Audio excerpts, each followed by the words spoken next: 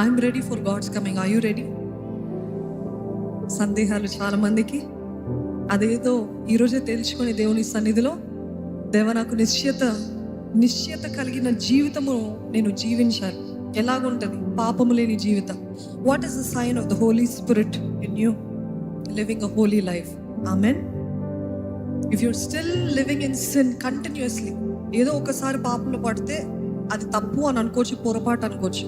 కానీ కంటిన్యూస్గా పాపంలోనే ఉంటూ నాలో పరిశుద్ధాత్ముడు ఉన్నాడంటే అసాధ్యం. The biggest and the greatest sign that the holy spirit, పరిశుద్ధాత్మ దేవుడు మీలో మనలో ఉన్నాడన్న దానికి సాదృశ్యం ఏంటంటే పరిశుద్ధమైన జీవితం. అదే పిచ్చి కార్యాలు చూస్తూ, అదే పిచ్చివి చేస్తూ భయంకరమైన పాపంలో ఉంటూ నాలో పరిశుద్ధాత్ముడు ఉన్నాడంటే కుదరదండి. ఈరోజు దేవుని సన్నిధిలో మనల్ని మనము, యూ షుడ్ బి రెడీ.